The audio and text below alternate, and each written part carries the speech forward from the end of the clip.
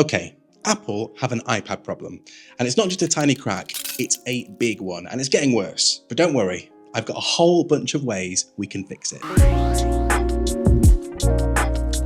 I've been keeping a close watch on the discussions following the early reviews of Apple's shiny new iPads, and I've realised something important. There are basically two groups of people: those who want an iPad to be this magic sheet of glass that you hold in your hands, you stroke to consume content and maybe sometimes draw on, and those who want it to be something closer to a laptop replacement where you fix it to a keyboard with a trackpad and write emails and do all kinds of productivity stuff. And while it's cool that Apple designed a device that has the ability to fit all of these purposes, a jack of all trades makes a master of, well, you know.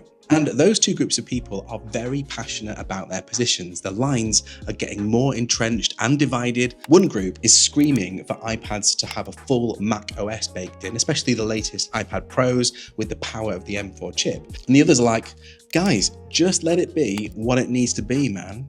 Chill out. And the more Apple keep making certain moves, like adding their most powerful processors into an iPad ahead of their laptops and desktop computers, or adding accessories like the new Magic Keyboard to allow users access to a nice laptop-like experience, well, the more this divide is going to continue.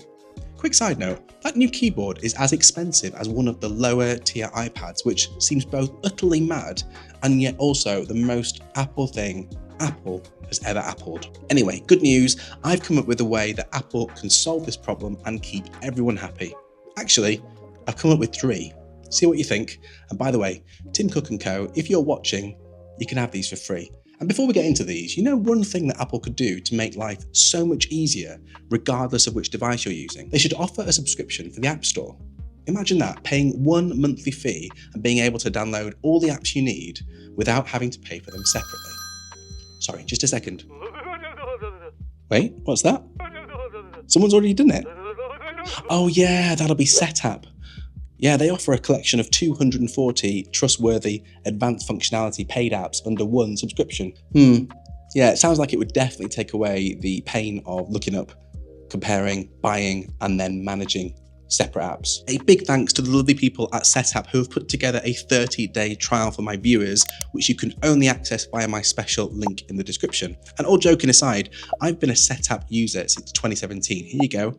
Here's the proof. It is so great to have a powerful set of tools at your fingertips and trust that you can find what you need to get the job done with their new AI assistant. Check them out. Thank me later. Right, without further ado, here are my ideas to crack this iPad puzzle. Now the first one, and some of you won't like this, I think Apple really need to trim down the iPad lineup. The sheer amount of choice on offer is making things quite difficult when it comes to putting this device in a box. And yes, I'm talking about killing one of these iPads off. I don't really care which one, but I kind of think that you need to look at merging the iPad Air and iPad 10th Gen to make one product. If nothing else, the iPad Air needs a new name now that it's one of the heaviest iPads out there, but still. Kill one, keep one. I'm going to let you decide which one. You can hash it out in the comments. But really, I think it would help to treat it a bit like their phone lineup. You're going to have your mini option. And yeah, I know Apple killed off the iPhone mini, but let's just skim past that for now. That'll leave you with the iPad 10th Gen and Air Hybrid, which we're going to call the iPad Classic, which you could pimp up a little bit. And that will be your standard option for most everyday users, just like the standard iPhone. And then the Pro lineup in the 2 different sizes, just like the iPhone Pro and Pro Max. And then you could give the Pro lineup one of these next ideas. Let's say you've got a user who is lucky enough to own both an iPad and a Mac computer. They're probably the sort of person who would bang on all the time about how great the Apple ecosystem is. Well, a simple way to turn an iPad into a MacBook is to have it control a MacBook. I'm talking about a proper Apple-built, idiot-proof remote access system, which I think would do the trick. Imagine this, you open your iPad and you're prompted for a user login. And I know that in itself would be quite revolutionary, but I do think it could work.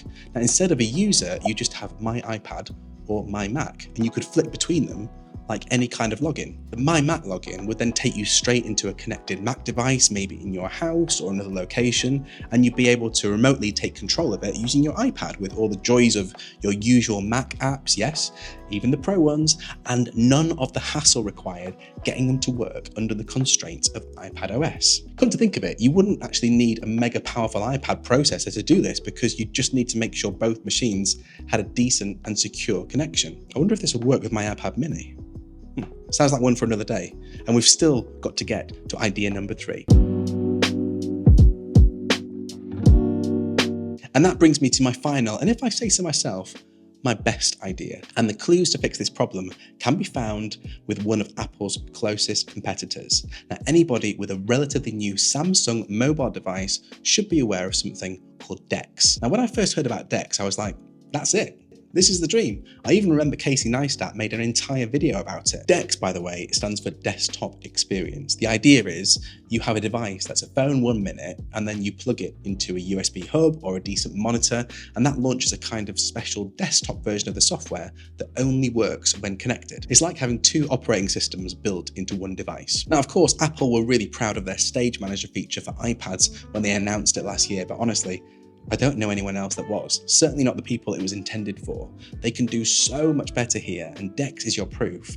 And it's been around since 2017. Now, what I'm envisaging is an iPad that is everything an iPad was designed to be. This magic piece of glass that you can hold and swipe and draw on. But when you take that over to your monitor and hook up a Thunderbolt 4 cable, it springs into a very different machine and unlocks access to actual professional features. I'm talking real file management, multiple windows that behave themselves, desktop class apps, the works. And the best thing is, it doesn't even need to have macOS on it, just a far better, more adaptable version of iPadOS, something that knows when it's hooked up to productivity machines. We could call it something like business mode.